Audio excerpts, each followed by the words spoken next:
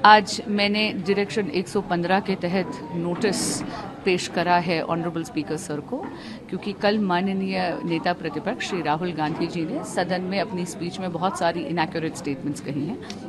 उन्होंने कहा कि अग्निवीर स्कीम में किसी प्रकार का कॉम्पनसेशन नहीं मिलता। ये सरासर गलत है। अग्निवीर स्कीम में 1 करोड़ रुपए तक का कॉम्पनसेशन मिलता है अगर अग्निवीर शहीद हो जाते हैं तो। और मेरे समक्ष आप ये देखिए कि इंडियन नेवी की वेबसाइट से निकाली हुई जानकारी है, जिसमें लिखा है कि death during engagement period on bona fide duty. वैसे तो ईश्वर करे कि हमारे सभी अग्निवीर सुरक्षित रहें, लेकिन अगर कहीं लाइन ऑफ ड्यूटी में वो शहीद हो जाते हैं तो देखिए, उनके परिवारों की सुरक्षा सुनिश्चित करने के लिए सरकार उनको insurance cover worth ₹48 lakh from public fund देती है, one time ex gratia ₹44 lakh from public fund, full payment for unserved period up to 4 years with effect from date of death, including Seva Nidhi component, balance accumulated as on date in the individual Seva Nidhi fund and government contribution, including interest from the Agniveer Corpus Fund। यानी जो माननीय नेता प्रतिपक्ष कह रहे थे कि कोई कॉम्पनसेशन नहीं मिलती, ये बात सरासर झूठ है, असत्य है। 1 करोड़ रुपए तक का मुआवजा उनके परिवारों को मिलता है। इसी तरह उन्होंने कहा था कि मोदी सरकार एमएसपी नहीं देती किसानों को, ये बात भी सरासर गलत है।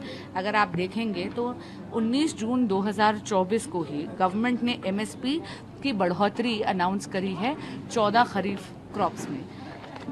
एक आंकड़ा मैं आपके समक्ष देना चाहूँगी। अगर आप इसमें देखेंगे 100% से ज़्यादा बढ़ोतरी हुई है एमएसपी की कुछ क्रॉप्स में, जैसे कि ज्वार में 124%, बाजरे में 110%, रागी में 186%, तिल पर 270%, नाइजर सीड्स यानी कलौंजी में 147% और मसूर दाल पर 118%।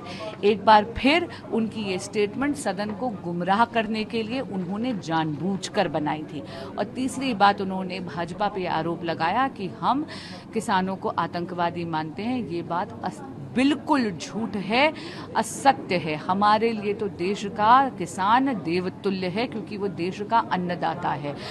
ना भाजपा एज अ पार्टी, ना भाजपा की सरकार ने कभी भी किसी भी जेन्युइन फार्मर को आतंकवादी नहीं कहा है।